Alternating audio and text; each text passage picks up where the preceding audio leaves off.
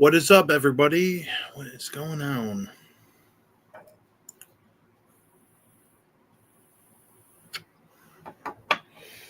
Just gonna hop on here for a little bit, see what's going on with all you guys.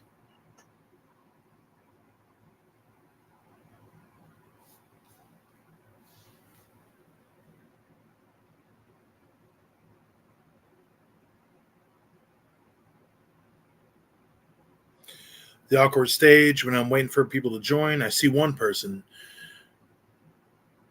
Who are you? Who's watching?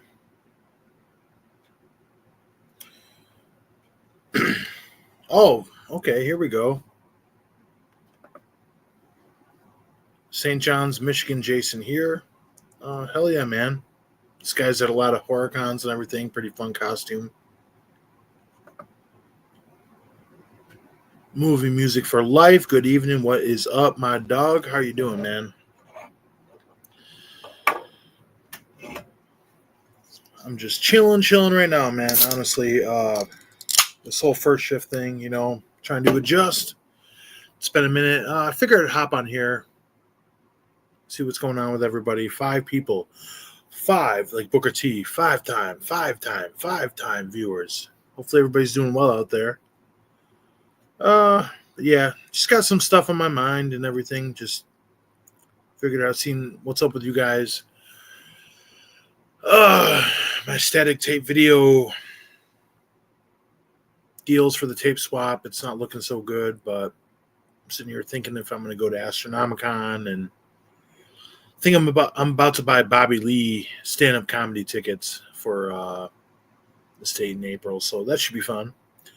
So yeah, ask me anything, guys. Whatever you want to know, whatever I haven't said before, But welcome, anybody that's watching this right now. It's almost Friday. That is a plus of me working on second shift. At least the weekend gets here a little earlier. You guys can hear me good? Waka waka.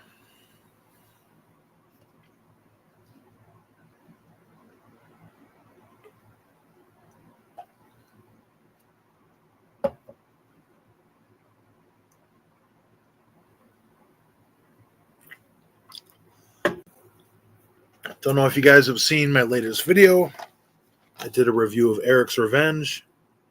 Pretty fun movie. Trying to get this new series going. First time watch. Episode 1 was Eric's Revenge, where I grab a bunch of movies off my shelf that I've never seen before, and I give them a first time watch. And this was the first one, Eric's Revenge. Pretty fun. This isn't on my list necessarily, but it's kind of in the mood to check this out. Nice screams.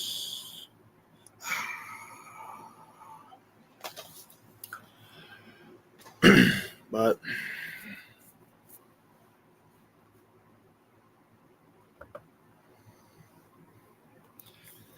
looking forward to the weekend for sure. Got some watches to catch up on. What all are you going to check out? What are you planning on watching? I know I have a House Party, the movie House Party, right here, actually. Not horror, but I have a review of this recorded. Just not sure when I should put it out.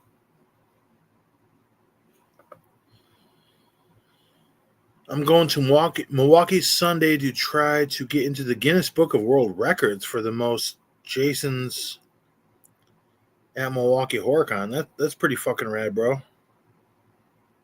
Good luck to you. Good sir. Hopefully you get in the Guinness Book of World Records. I think I could be in the Guinness Book of World Records for being the coolest dude alive. But they don't have records for that.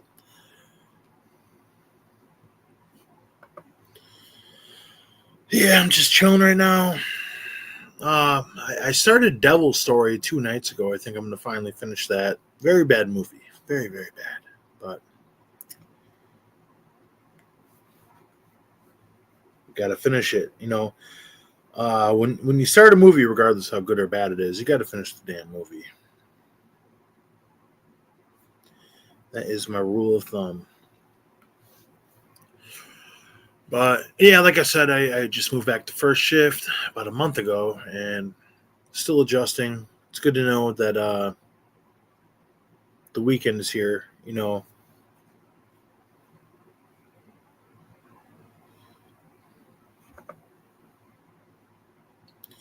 Hello, brother, watching Candyman 1992.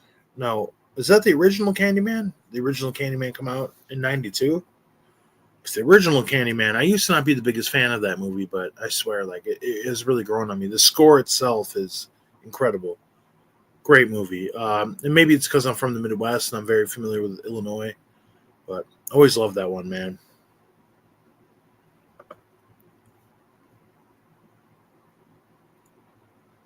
Bugania, aiding of some other randomness. Well, I can't read, but thanks. Hell yeah. Hell yeah, brother. Hell yeah. So, sneak peek, the next blind buy I'm about to do, I drew it out of the Pumpkin of Doom is Tenebrae. So, this is the next movie I'm going to do my first time watch this Wednesday that's going to come out. So, that should be pretty fun, pretty radical stuff, if I do say so myself. But what's everyone out there doing, man? It's almost 8 o'clock here in Michigan. Everyone just chilling like motherfuckers, or what? Chilling like motherfuckers, huh? But yeah, ask me anything. I know I'm not the most interesting guy in the world, but I can at least have a little bit of fun with this type of stuff. But yeah, hopefully everybody's doing good out there.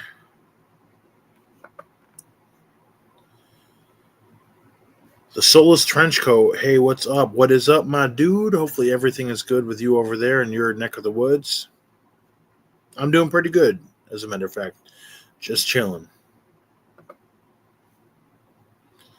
Jose Gomez, brother, are you Italian American? I am not. My tan skin comes from me being a bit of a Native American, but either way, I'm an American.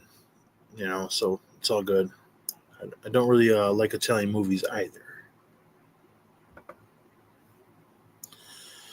I'm okay, thanks. How are you, Soulless Trenchcoat? Like I said, man, I'm good, man. It's been a pretty steady week at work. Finally, things are picking up. I work outside the manufacturing shop where we build trusses and stuff like that to build houses and buildings and all that. So we were pretty slow, and it was a lot of like maintenance work in the winter, which kind of sucked ass doing that in like 10-degree weather. But we're picking up, and everything's good. And yeah, just been kind of rocking and rolling, doing my own thing, trying to just you know keep a perspective on everything I've been doing. You know what I'm saying?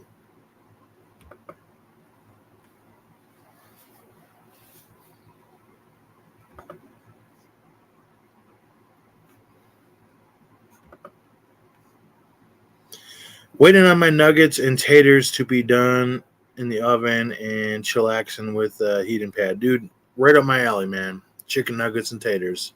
I actually just ate tater tots. Well, tater tot casserole. And it was delicious. I'm just chilling, trench coat. You watched anything good tonight? You guys watched anything cool? Like I was saying, I think I might throw this one on. Night Screams. I haven't watched this yet, ever. And man, are we all just suckers for Vinegar Syndrome slipcovers? Because I am not necessarily a slipcover guy, but yeah, they are the best. I will give them that. I got a pretty good VHS haul to show you guys in a couple days. Probably put it out Saturday or Sunday.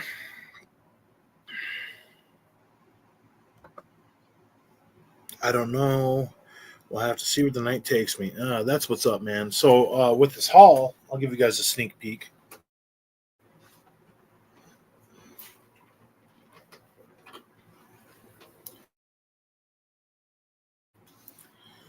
Picked this up not long ago from eBay.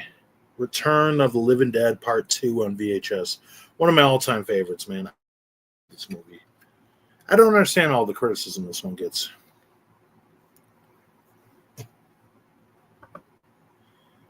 Vinegar is always a good time. Yeah, damn right, man. They put out some bad stuff. Like I said, I got like 20 minutes left in Devil's Story, and it's like, man, it was hyped up like it was so good, but pretty bad. But at least fun to talk about, right? Last film I watched was Blood and Donuts. Pretty good. What's that about? What year was that? When did that come out?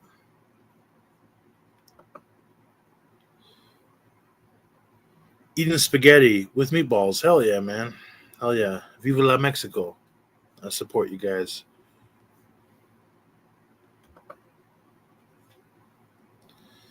I got to see 2 and 3. Only seen the first one. They're pretty good, man. Honestly, nothing special. But yeah.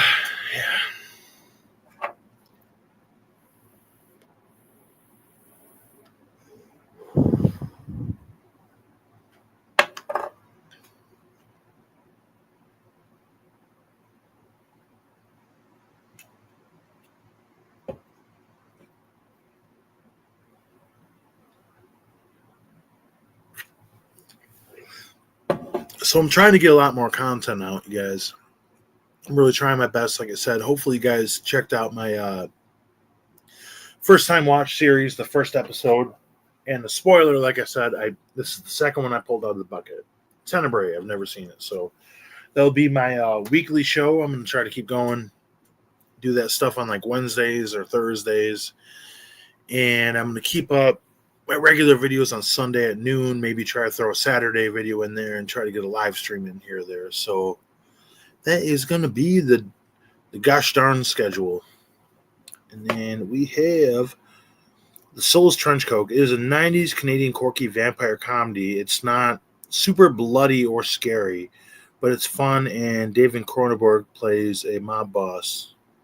What's that called again, man? I'm going to have to write that down. That sounds pretty fucking cool, in my opinion. Movies, Music for Life. I can get down with a name like that. Gonna put some of my picks up from yesterday after I filled my gullet. Yeah, fill the gullet, man. Mac and cheese, fucking chicken nuggets. That's what I'm talking about, man. Does anybody else, like, when you're not eating like healthy, eat like a fucking 10-year-old? Because I do. Pizza, fucking chicken nuggets, macaroni and cheese. I like to cook tacos and steaks and shit like that too. What do you guys like to cook? Anything good?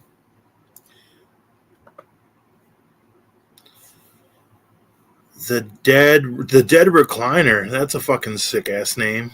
Just got done watching Silent Hill Revelation. Forgot how shitty that movie was. I know Rambo Wrath for Life likes that movie. I've never seen it. I don't think I've seen the original Silent Hill. I'm actually trying to like put in a good order on Amazon for like movies and shit. Is the original Silent Hill that Scream Factory put out? Is that any good? Because I'll buy it. I'll buy it. And sorry about the lighting, guys, if it's a little bit dark. I didn't plug in my actual light because my computer is kind of low on battery. So this is what we're going to work with. Blood and Donuts, it's not amazing or anything, but like odd, low budget films. So if you're into that, yeah, I like shot on video films too. Is that on Blu-ray? You're describing like it's a visual vengeance kind of movie. I'd like to check that out. Got some smoked brisket dip to dip the taters in. My man, my man. You know what time it is, brother. For sure, for sure. Soul's Trenchcoat, OG Silent Hill is cool. Is it really good though, man? Like, give me your honest opinion. Because I've been kind of on like an early 2000s kind of thing lately with Ghost Ship and House on Haunted Hill and fucking House of Wax and stuff like that. I'm not much of a cook, but I enjoy making grilled cheese. Hey man, nothing wrong with the grilled cheese. I wouldn't dip it in no tomato soup or nothing, but like, hey man, add a little turkey in that grilled cheese, do a little turkey and Swiss cheese, make it a turkey melt. Chef's kiss.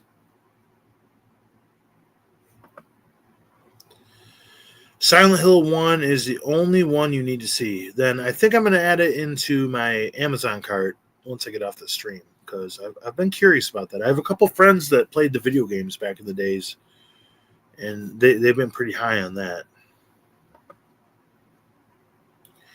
I enjoyed the first Silent Hill film. Haven't seen it in a while, though. So there you go. Tag team, man. The Dead Recliner and the Soulless Trench Coat have convinced me to check out Silent Hill. The cover Scream Factory put out, makes it look pretty intriguing. Looks pretty cool. Looks pretty cool.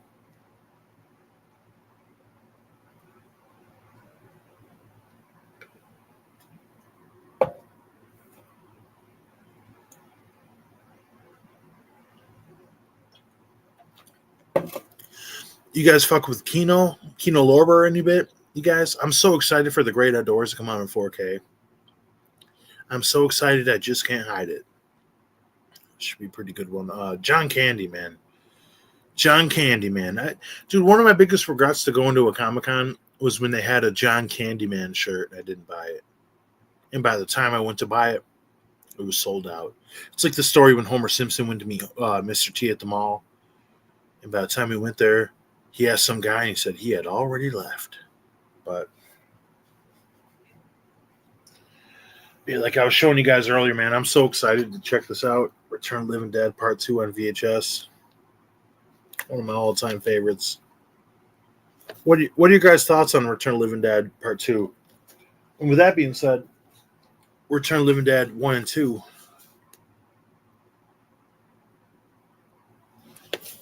Hell yeah.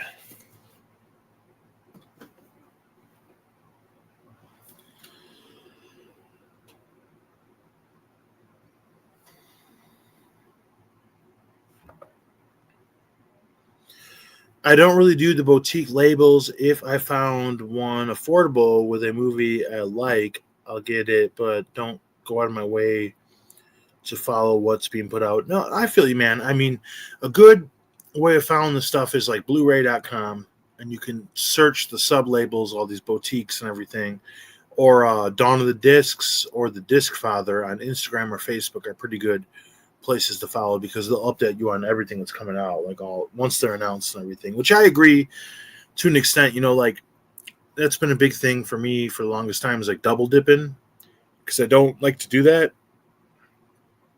But if it's one of my very favorite movies, I will double dip. I mean, I have so many copies of Return of the Living Dead or Killer Clowns from Outer Space, but I feel you on that. Not everything, for one, on my end of it, I'm a big boutique label collector.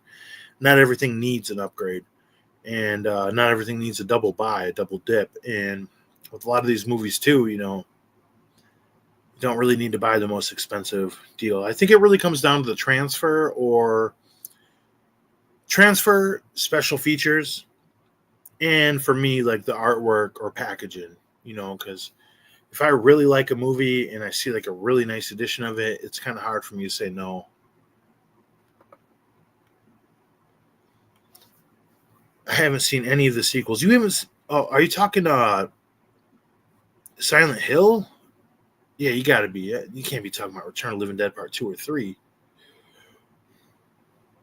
But yeah, I haven't seen any of them either, man. I don't even remember seeing the first film.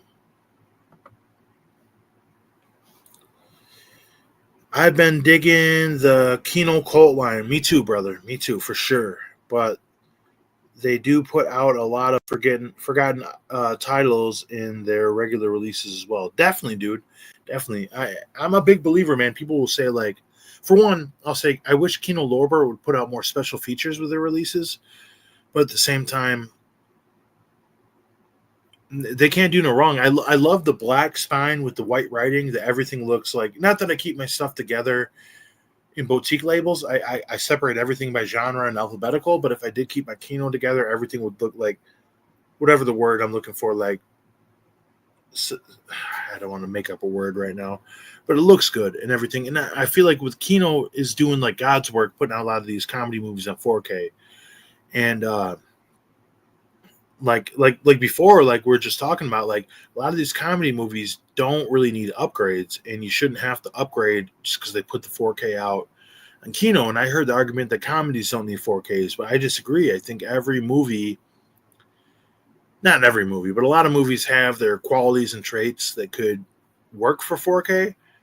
And I get it, like comedy movies are normally like the lesser of that there's that will benefit from a 4K, but like if you don't own the movie beforehand, just like I don't own The Great Outdoors, so why not get the 4K? It's the best release, and that's a movie I love. You know what I mean? I would say anybody out there who's not really a collector that's watching this right now, I'd say like just don't sweat like grabbing everything. Just grab like your favorite 20, 30 movies. I know most people have like 10 favorite movies, but just get what you like. I haven't seen the sequels of Return of the Living Dead. Oh my god. Oh my god, bro. What? Dude, you gotta watch them. Return of the Living Dead Part 2 is very close to the original. It's more of a comedy, but the effects are great, the characters are great, the soundtrack's great. Definitely check that out. One of the greatest covers. I've been third time I've shown this, but if that ain't one of the best covers of a horror movie, I don't know what it is. And it takes place in like a suburb, like a house development area where they're like building the suburbs. So it's a pretty fun setting. I don't remember seeing that in any other horror movie. And then part 3 is like Romeo and Juliet, but zombies. So the part 2 and part 3, if you haven't seen them, definitely check those out. They're fucking rad. Do you like Summer Rental? Dude. Oh. Just watched it like 3 days ago. Or no, last weekend I just watched it. Last Sunday. I liked it, man. It was fun. I thought the boat race at the end, the sailboat race, was a little bit slow. It's not one of my favorite John Candy movies, but he can literally do no wrong to me, man. John Candy is so fucking good. I love the scene where he's like, they're staying in the wrong house and the actual homeowners show up. One of my friends loves 3. Yeah, 3. I mean, dude, if you like hot gothic chicks, man, check that out. The girl that plays that, she's so fine. And I have like a weird like perspective on horror movies in a lot of ways because I grew up with an older sister who got me into horror. So a lot of the stuff I did watch, I feel there are certain horror movies that kind of cater towards girls or women, and I watched like every one of them. I mean, not like a horror movie, but like The Craft. Like I watched The Craft so many times growing up because my sister was the one that always got the final say. Anybody with an older sibling can understand that. You know what I mean? But yeah, that's pretty much like my history too, like how I got into horror and why I love pro wrestling so much.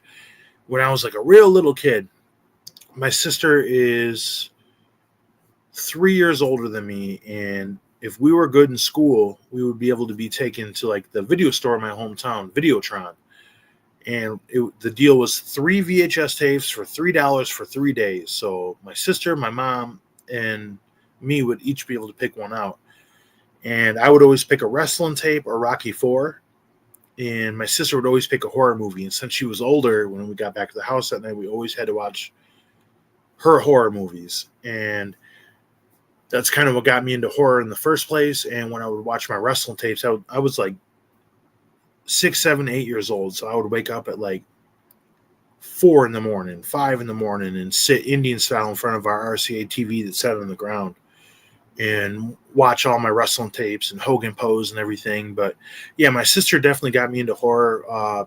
Some of our favorites that she used to run all the time that became my favorites. She always loved Return of the Living Dead, 1, 2, and 3, especially 3, American Gothic, Night of the Demons, Dolly Dearest, Child's Play, just name a few.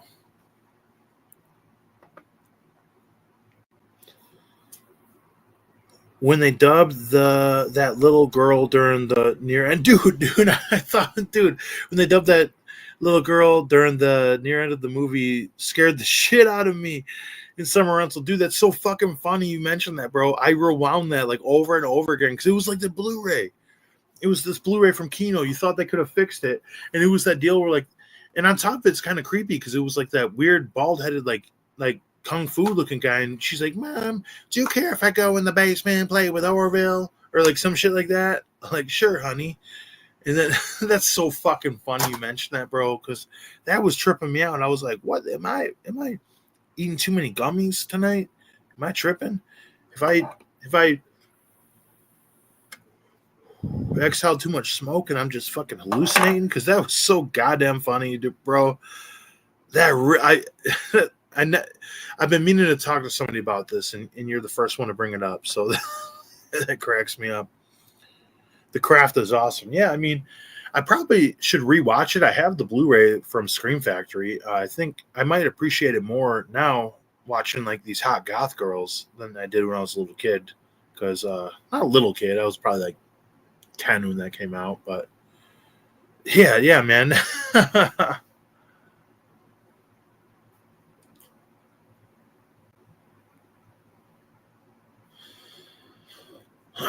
Alrighty now.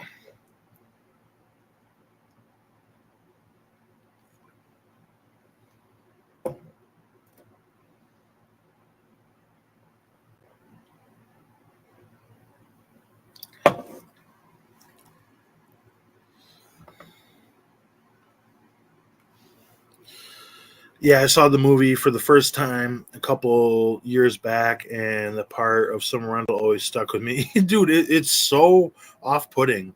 Mom, can I go play with Arvel? That's how the voice sounds, right? And it's like, what the fuck? Dude, like I said, that movie's so funny and so good, but that whole sailboat scene is kind of like boring. I won't lie, like 20 minutes of that. Like, there's not much excitement. I love when it cuts to John Candy with like his pants to get the extra wind. And I do like a movie with a payoff when he's like he knows like the wind resistance from planes and everything. But I don't know, John Candy just seems like a cool uncle and everything, man. Yeah, the cool uncle is a classic role to play. I just had my second cousin. I met up with him at my grandma's birthday party, and he's 2. Very smart young man. He's very talkative and everything. And I've been so excited for this kid to like get older. It's my cousin's kid, so my second cousin, and he has like a newborn younger sister. But it's like, just wait until you start to kind of, when a little kid, 2 to 3, 4, 5, and they start to kind of comprehend what's what.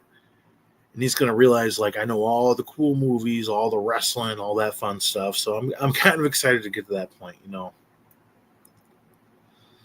I almost like, as a joke, just like walked out and like, hey, this is Texas Chainsaw Massacre, but his parents are kind of like religious and conservative. So if you guys could have never guessed, I am a bit of the black sheep of my family, which is fine, man. I got love for everybody. I like seeing Troutman as the rich prick, that movie. Oh yeah, man. I love like the rich prick in like any 80s or 90s movie. Like the guy that's about to tear down the youth center to build condos and everything. Fucking classic shit, man. Stuff's so much fun.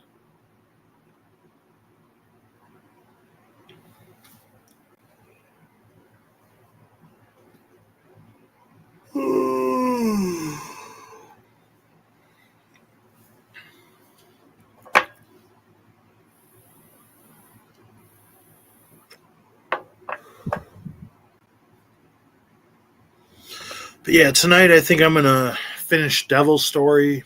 So I got about 20 minutes left on that terrible movie, which I think I'll do a review about that.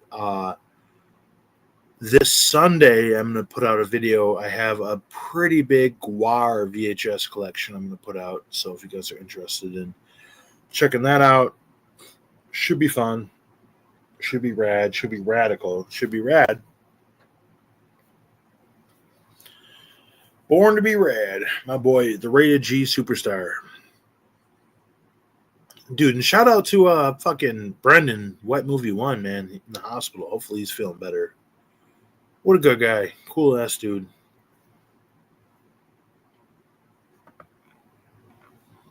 Oh, thanks, man. I hope you do at one point. I just keep in mind, I don't really like I might label them as like reviews, but I feel kind of weird saying that because like I'm not a director and I feel so weird like critiquing people's work. You know what I mean? So I just kind of like would rather talk about them. The fun part about me doing these random reviews is I can be brutally honest, because I can tell you there's many times where I went to review a movie and I was so negative. I was like, what's the point? I'm just being a kind of an asshole. If you want to see something really funny, if you want to watch a funny review, watch either my review of Halloween Ends or Jason Goes to Hell, where I absolutely kind of crash out in both those reviews. I do think my reviews when I'm like negative are funnier, but I mean, I don't know. Definitely would love to see that Guar collection. Yeah, dude. Sunday I'm gonna put it out. I have, I believe, I got 6 Guar VHSs, all vintage shit. I've just been going through this Guar shit lately, man. Like, I've always loved the band. Like, dude, like, just listen to like Scumdogs of the Universe and just like getting back to like the stage performances and everything. It's like, don't get me wrong, they can lean a little bit like into Adult Swim kind of territory of like mindless weird shit that I don't like, but it's like maybe it's because they're a rock and roll band and they look so fucking cool. I just can't help myself, man. Slamanizer, man. Here's a little song from a god to a slave. Never should have been let out the fucking microwave. I'm on this planet. I'm running amok. I sure give a shit, but I don't give a fuck. Like, come on, man. Come on. That's fucking rad. That's fucking dope, man. It's fucking cool. And I don't expect everybody to think what I think is cool, man. Like, and that's okay. You know, not everything's meant to be perfect. Everyone doesn't need to agree on shit. Don't really fucking matter at the end of the day. Not saying you guys are disagreeing with me. I'm just saying in general. If you're watching me right now, you've had that feeling at one point, like, oh, like, you know, I like Judas Priest or Motley Crue. My reviews aren't professional. It's just me walking around usually in bad lighting or in the dark, rambling like a crackhead. Hey, man, I gotta get on. I gotta get on your shit, man. I'm gonna subscribe. Last time I was gonna, and my phone died, and once again, my phone is dead. So I about this, but dude, I gotta check these reviews out. The Soulless Trench Coat, dude, because that's how I am, man. Like, I just give my fucking opinions about it, like spoilers, all types of spoilers, and just, you know, this was the biggest reason I ever got on YouTube in the first place, was just talk shop, talk some shit with you guys, you know, and talk about movies.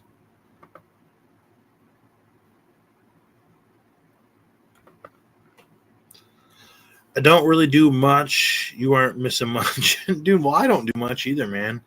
Like, I have a lot of friends that I know that do YouTube. Maybe not a lot, but like friends I know personally. My buddy Pete Daddy Dollar, my tag team partner in the Midnight Vice. Like, he has a YouTube channel and he has like 1,000 more subs than me. And like, he actually does like video vlogs and essays and shit like that. Like, for me, like, I literally just turn my camera on and talk.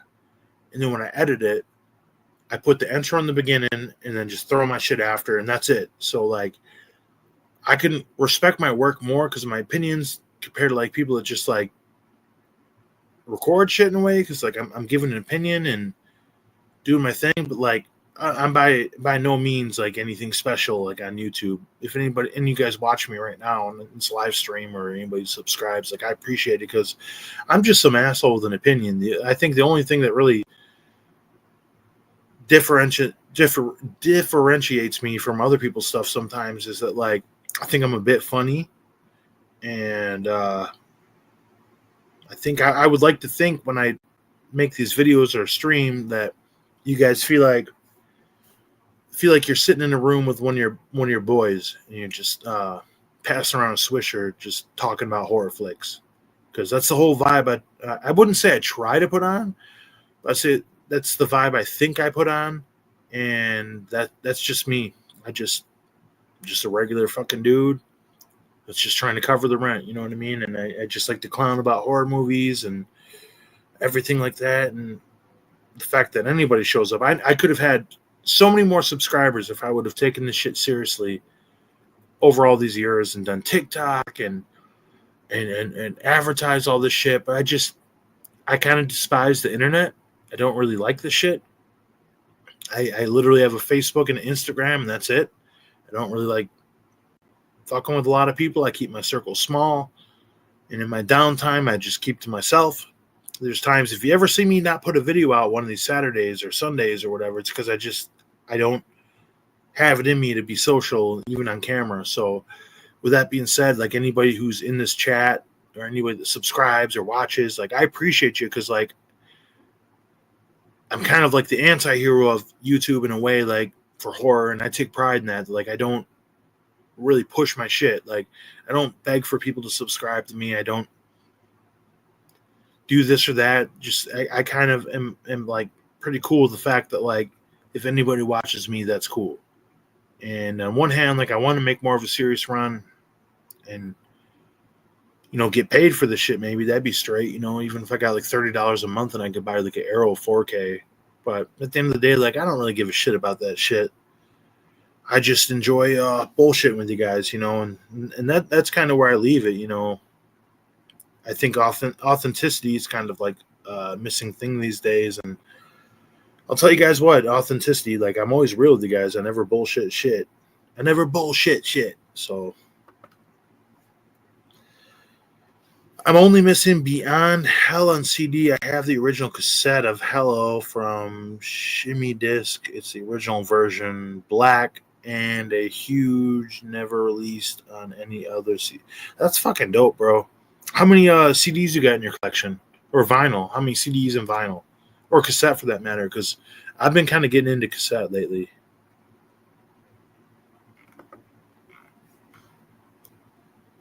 Yeah, I don't ask for subscribers either. Yeah, man, I just find this kind of fucking corny. You know what I mean? Like, that's just me.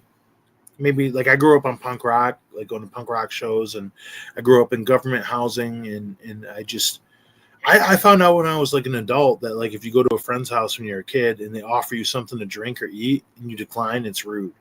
I never knew that. But, like, in my mind, like, I always thought it was, like, a charity case. So I went to, like, a rich friend's house, and they were like, you want to eat? You want food?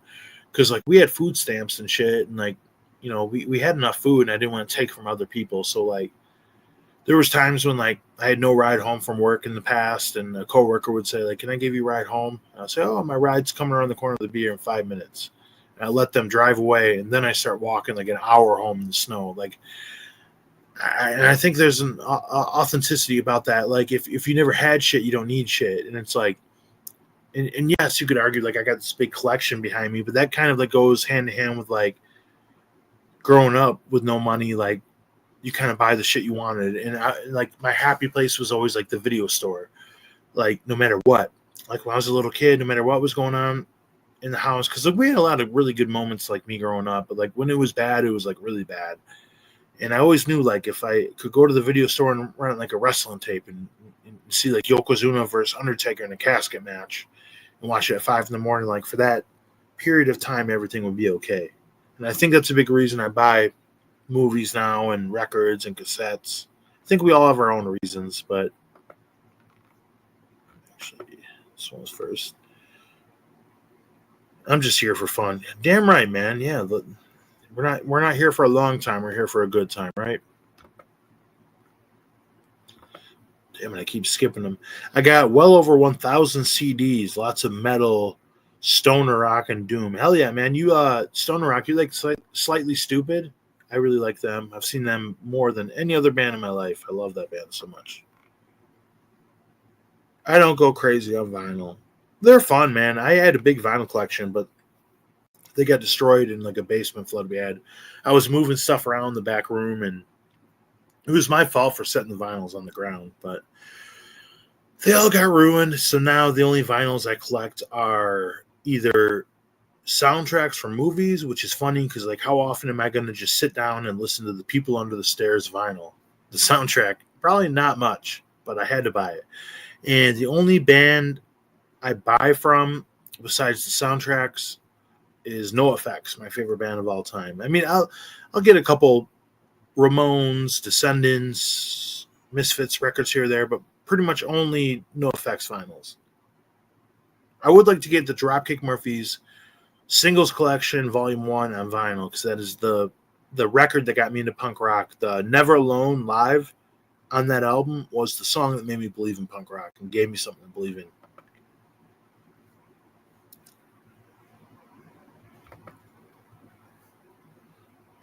I do still have a lot of my original metal cassettes. Okay, you got any Guar? Guar fucking rules.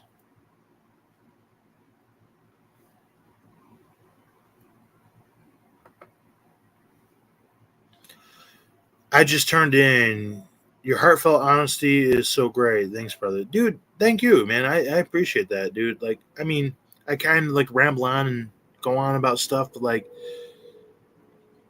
yeah, I just try to be honest with everything I do on here. Like, it's just for fun. If I can't have like authenticity in like a humble way, like, I don't need that for gratification, but like, if I know I'm doing what I'm doing just because I want to do it, that's what it's all about, if that makes sense. Because I wouldn't want to like chase a trend and everything.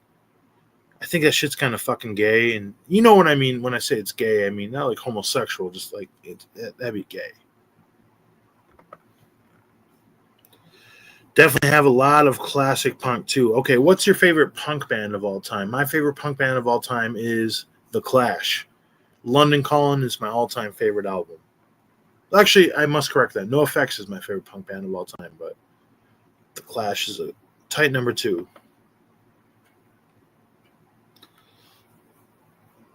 The Hello I mentioned and Scumdogs. Oh hell yeah, man! Scumdogs is by far the best. Sexecutioner might be one of my favorites, or I know it's one of my favorites.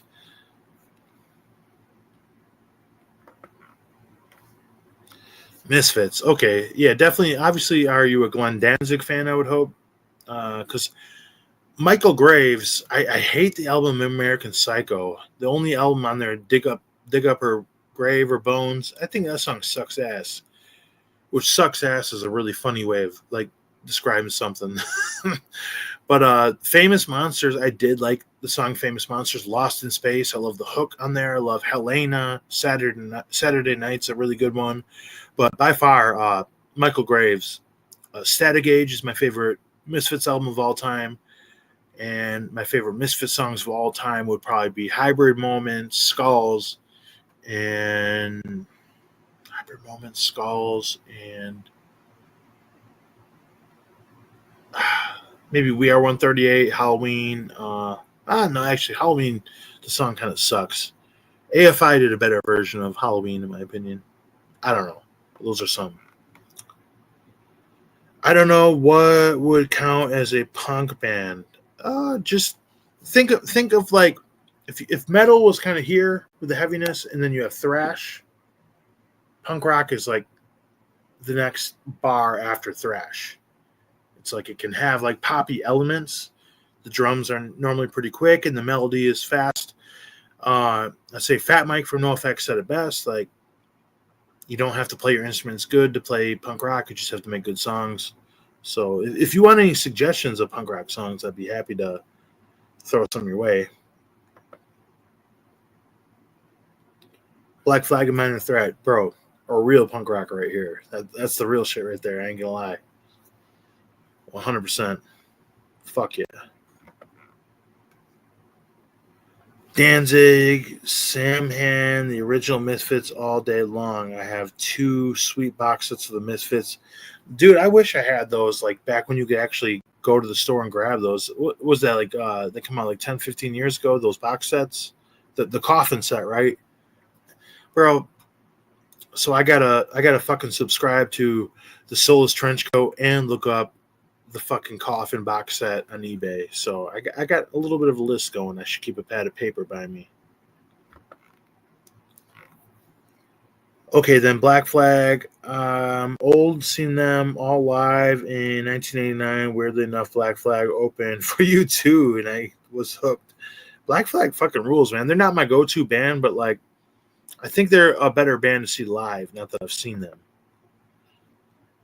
So like, with the Ramones or My Chemical Romance does not count. That's emo. That's pop punk. But the Ramones definitely count. Pet Cemetery.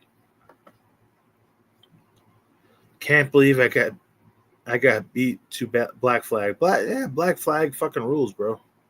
Ain't no shame in that. Yeah. Yeah.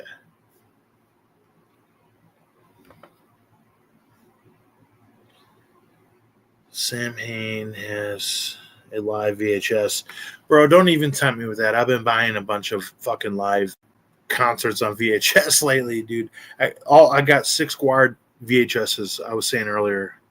I'm ready to show off. Probably Sunday. I do want to do a Tales from the Crypt. Or not Tales from the Crypt, which I could do a Tales from the Crypt video, like a top 5 Tales from the Crypt movie or episodes or segments. But I'm about to do a Creep Show ranking. If not this weekend, next weekend. Okay, see, I confuse all those subgenres, dude. Haha, it's all that type of rock and roll to me. Hey, rock and roll, no noise pollution, rock and roll, man. Like when I listen like Iggy Pop or something, man, I'm like, this is fucking rock and roll. You know what I'm saying? Like I was talking to a coworker about this lately, and they just didn't get it. I was like, when I was young, I went to so many shows. I'm full disclosure, I live about 10, 15 minutes outside of Detroit. So I can take an Uber to a venue, the Fillmore out in Detroit, which is an old building, almost 100 years old, if not more. So many good shows come there. I'm going to see Bobby Lee live in April. But, like, some of these punk bands I've seen at the show, man, it's like, it's the feeling you get, man. Circle Jerks and the Descendants. I was at the Circle Jerks and the Descendants show at the Fillmore in Detroit last year. No, late 2024 I was there. I got the tour t-shirt and everything, man. It was fucking sick. Which that was the show I realized I was like the old guy in the pit where I have like my back to like 2 other dudes and we created like a triangle and we're just like the guys picking people up. They're like falling down and everything. But yeah, the Descendants fucking ruled. I will say the Descendants is a better band than the Circle Jerks, but I enjoyed the Circle Jerks more. I'm trying to think who the fuck headlined that show because it was 3 bands. It was the Circle Jerks were the main band. So Circle Jerks, Descendants, and I can't remember. I think I might have a video on my channel about that show. You mentioned the Ramones. Are you versed in the Kinks? I love the Kinks, man, for sure. I love the fucking Kinks. I love the Kinks, the Replacements, fucking TSOL, motherfucking Bad Brains. I love punk rock. Love it. It can't, like, the funny part is like punk rock, like it can't get any faster and better for me, but then like certain punk rock bands, like they'll drop back and have like the melody like kind of like relating to bands in the 50s, 60s. Just punk rock's the best, man. Punk rock's the best. I've heard a bit of the Kinks. Yeah, they have like a lot of their stuff is like based on like the 60s music a little bit. Not all of it, but the stuff I like. I mean, talking to punk bands, it's like I don't know what you guys think about the Beatles, but like I love the old Beatles. The faster paced shit kind of like was, I wouldn't say punk rock, but you know what I mean compared to their trippy shit. With that being said, I do love Pink Floyd and all that fun stuff. I love all music, man. Honestly, the only stuff I don't really care for, I don't like techno. I had a lot of friends growing up that became DJs for like house music and shows, and I would go there from time to time and like support their groups, but just never was into the music. And I really don't like country music. It wasn't until my friend Backwoods Bam kind of like put me onto some country where like there was like rebel music and stuff that was more like Neil Young and yeah, I can find a little bit of enjoyment out of everything. I would like to think.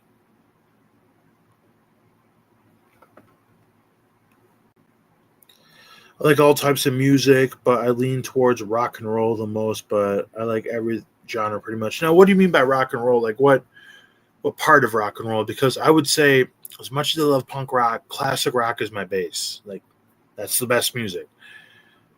I think the Doors kind of suck ass as I got older. I think they're overrated, but like I'm talking like Led Zeppelin, CCR, Pink Floyd, and then I'm a sucker for like the poppy bands, Boston, Foreigner, and Styx, and ELO, Electric Light Orchestra, and Blue Oyster Cult are very underrated. Like I just love like old classic rock and roll, uh, stuff like that. But I'm a big fan of like '90s alternative rock as well, along with obviously punk rock. And I'd say like I'm more of a fan of thrash metal than I am actual metal, but I like it all pretty much.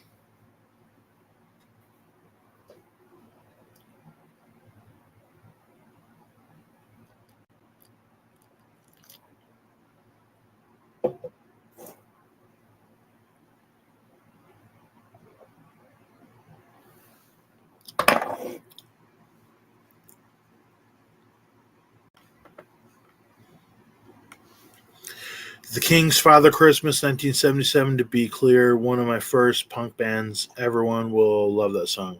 All right, you guys heard it right here. I should probably clip this for later reference. Everybody check this shit out. I'm not sure if I've ever heard that song. Anthrax fucking rules. I don't know what genre I like. A lot of songs, but by rock bands. I like classic rock, but I like newer rock too. Uh, Ice Seven or whatever. You guys see that beef with Dead Pit and those guys? Dead Pit fucking rules. Dead Pit Radio. Yeah, I'm old. I'm getting there too, brother. I hate to admit it. Like I don't like when my friends around me. I'm 37. And I got friends that are like, I'm old, and it's like a joke, and I'm like, yeah. If we start speaking it into existence, we are old, because I know I look a lot older than I did years ago, but I think I look younger than 37, and I feel younger than 37. And this new workout I'm on, I'm going to feel even younger than that. So I'm not going to define myself by the age. I'm still a pro wrestler, man. I'm still getting in the ring every week.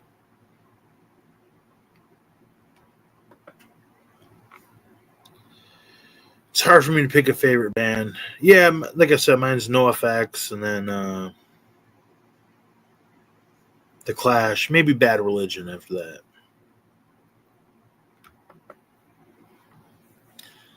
Have you ever heard the Bad Religion album? It's a full Christmas album. It's pretty fucking sick.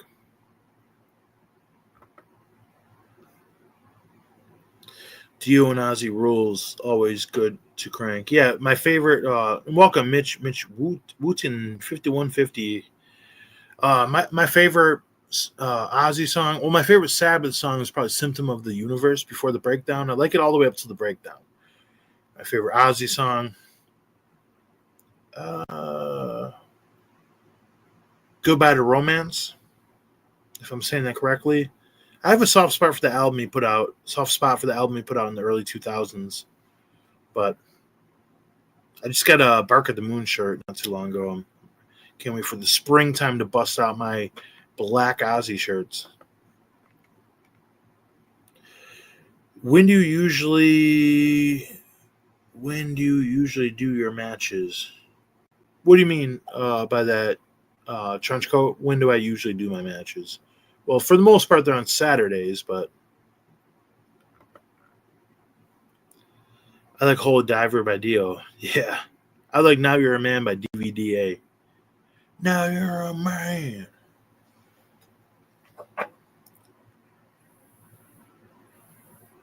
Once again, thanks everybody for joining. Give it a like and all that fun stuff if you enjoy my videos. Yeah, if you don't mind, like the video. Smash the like button.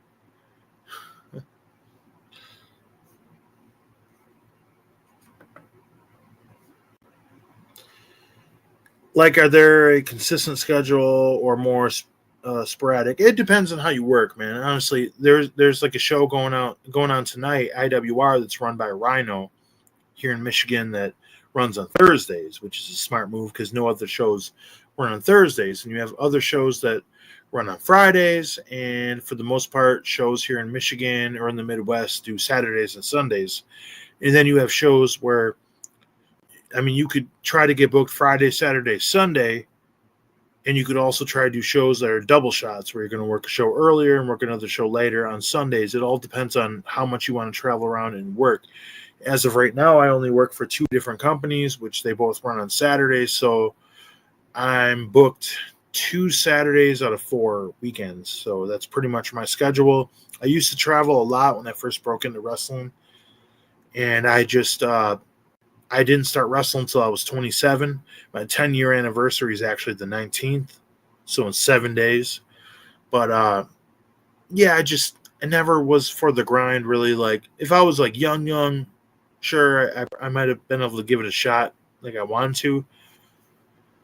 But I just, once you go for 5 or 6 hour car ride there and 5 or 6 hour car rides back, like it's not for everybody. It's a fucking grind. And the shows I work now, I'm pretty set.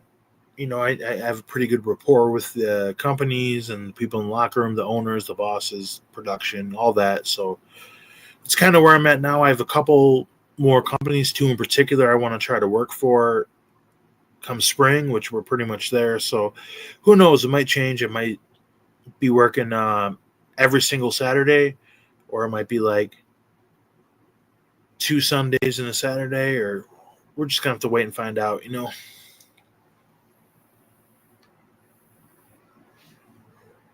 But it's fun, man. If I didn't like it, I wouldn't be doing it. The best part for me in wrestling, maybe not the best part, but a part I love is like the camaraderie, like with the dudes I ride with, my boys and everything. We have a lot of fun, especially with everybody being like married and all that shit. Are you in any storylines right now, or do you just do matches with no outline and big? Dude, honestly, I've always been in storylines. I've always been in storylines, and a lot of these times the bosses, the bookers, the creative let me come up with my storyline. But I was just thinking about it today for like the main company I work for. Like, I don't really have a storyline at all. Like, I know where things are going to end up at the end of the year at the December show I'm going to work. But until then, it's like from April to December, I'm not really quite sure what's going to go on, which isn't an issue. The bosses probably have a plan. So, yes, I'm probably in a storyline. I just haven't asked. But I've always been known as one of the more storyline-centric wrestlers. Like, a lot of the bosses I've worked for have given me creative control in a lot of aspects. Obviously, they have the final say. But, like, yeah, I always try to stay in the storyline. But as for right now, it's like, you got me there, man. I'm not really quite sure what the fuck I'm doing right now. Have a good night. Catch up with you again. Hell yeah, man. Music, movies, music for life. For sure, brother. Thanks for jumping in and everything, man. I appreciate you. I really do. All my younger stuff led to Red Hot Chili Peppers. They are straight funk. Give me that all day. My favorite also that I've seen most of their classic rock gods. Your classic rock gods. Hell yeah, man. Don't Stop, man, is one of my favorite Red Hot Chili Pepper songs. I don't really like the verses or the bridge. Not that I don't like it, but when it breaks down into that hook and that chorus, the trains I hopped, na na na, but na na na. I just love the melody in that, man. I think that's something good about Red Hot Chili Peppers. Like every instrument is all on point. The vocals are beautiful. I love the Red Hot Chili Peppers. I know it's a band a lot of people don't like, but I love them. Do you have to travel a lot, or do you mainly work for local promotion? No, dude, I don't work for nothing local around here, man. I got to travel 2 to 3 hours for every show I do, but it's worth it for the crowds. We've gained over the years. So if you guys never see me wrestle, you can look it up. Bad News Cruz, Roberto Cruz. I'm notoriously known as like one of the biggest pieces of shit there ever was as a wrestler. Like my character, like the biggest fucking prick. Like I think every tag partner besides one I've ever had, any ally I've ever had besides one, I've turned on them every single time. They think of like Kevin Owens always turns on somebody. It's like every little shortcut I can get, I'll take it. And I think that's really important, man. I remember one time back in the day where like I had a really good friend that was wrestling another really good friend of mine. 2 of them are thick as thieves to this day. But one of the guys played the heel, and he broke the babyface's leg And the babyface good guy had to be carried out on a stretcher and taken out of there. So the bad guy breaks the good guy's leg, and then he goes out and takes photos with all the fans after. Now all the people get their photos with him, and the guy who broke the guy's leg wants the compliments. So he's out there with the fans, and they end up leaving the show saying, "Hey, so and so is actually a pretty cool guy." But if you would have just not done that, or at least walked out and been like, I don't care if I broke your hero's leg. He deserves it. I wish I would have killed him." Then you're going to get so many people mad at you as a villain that they don't care about cheering the good guy anymore. They'll cheer the lowest guy in the babyface spectrum to try to beat you up. And they're going to keep paying more and more and more. And as if anybody's ever seen wrestling before, we all know there's a payoff in wrestling. So if you build it up as that heel, you're going to get to that one show where they know, oh, it's a street fight, the payoff match, and everyone's going to know that that heel's going to finally get his, or they hope. So this is the show where fans that have been following it are going to grab their friends, grab their family, their kids, and say, hey, we got to see this show because wrestler A is going to get his comeuppance from wrestler B. And then in that regard, hopefully you draw 20, 30, 40, 50 more fans from the word of mouth the way you've been building that. And if you get 50 more fans, say, and the ticket prices are 20 a piece, you do the math, 20 times 50, that's how much more money we made. So once the boss of the venue pays off the venue, the insurance, and pays all the boys, if you were one of the people that's going to draw something like that, not only do all the other guys on the wrestling show get paid more money, but if you're the draw that helped bring that, you get paid way more fucking money. And that's why they call it the business. So that's my TED Talk.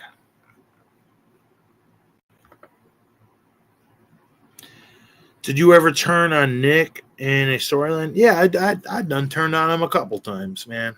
Yeah, so I guess I'm not the most trustworthy wrestler. Yeah, I turned on him.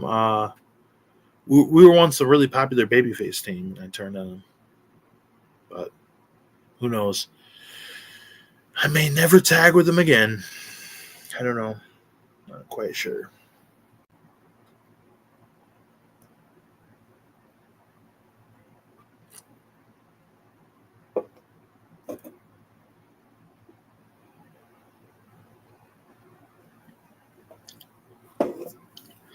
It's one of my favorite matches I ever had. If you've never seen it, I had the day I won my only heavyweight title I've ever won, the MWO Heavyweight Championship. I had an Iron Man match with Nick. He was the face, I was the heel. It was a 30-minute Iron Man match, and it was on on TV, Lake Orion's neighborhood television. You can find that. I think I might have the highlights on my channel as well. If you search Roberto Cruz, Jack Taryn, you can find the match. But that was a show we were in a studio, so the audience was small, and it was right after COVID. So we pretty much wrestled in front of like 15 people, maybe. But it was definitely one of my favorite matches I've ever had. Heel all day, heel. Nobody's a better heel than me. I guarantee that. Well, not nobody. I mean, I know I'm one of the best. And I'm just being honest about that. You see, the problem with people trying to be heels, like I just said, man, everybody wants to be a fucking badass. And if you want to be a heel, like, not everybody needs to be like a chicken shit heel. You could be a tough heel, but most guys that want to be heels that don't succeed with it, they want to be like tough. And they're scared if they act too chicken shit, they're not going to be taken seriously. They're like, I don't want to be Santino Marella or stuff like that. But there's a balance in between where you have to be a hard ass in the sense that you believe in yourself, and once you get the upper hand, you actually are applying like effective offense. But a good heel should always show their ass, and that's a term in the sense of like embarrassing yourself and looking stupid and getting beat up and slipping on a banana peel and being Mr. Magoo and just, that's part of being a heel. And if you don't want to do that, you probably shouldn't be a heel.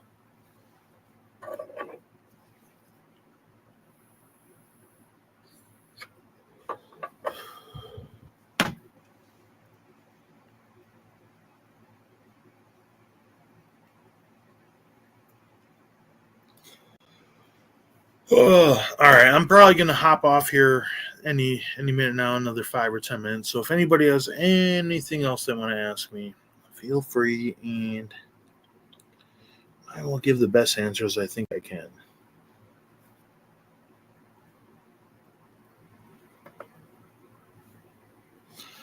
I don't think every heel should run away, but you can be humbled and you should cheat. But I think heels should be allowed to win clean sometimes. Yeah, exactly.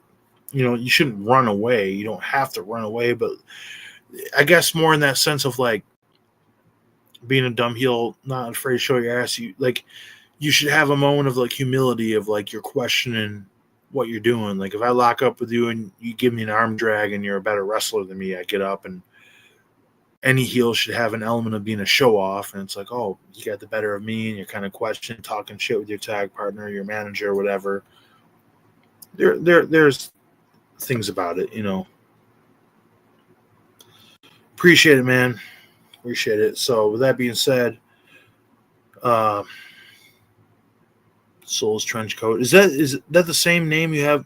That obviously, yeah, that's your YouTube handle. Okay, so I'm not subscribed to your shit, my dog. But other than that, hey guys, thanks for jumping on. Okay, we got one more for this motherfucker. Soulless Trenchman also depends on the heel. I didn't like how Damian Priest was running away a lot. Yeah, especially for a guy who's fucking like 6'8" or 6'9". All right, brother. Yeah, I'm gonna hop out of here. I appreciate you being in here, man. You've been the MVP in a lot of these streams lately, so I definitely appreciate you, man. We'll find your YouTube, and I'm gonna subscribe. And hey, maybe next time you jump on the stream, man. I'm open for having people on here, but uh, yeah. Guess there's not much more to say, but yeah, appreciate you, brother. Appreciate everybody watching. Blood Guts Gore. Check you guys next time.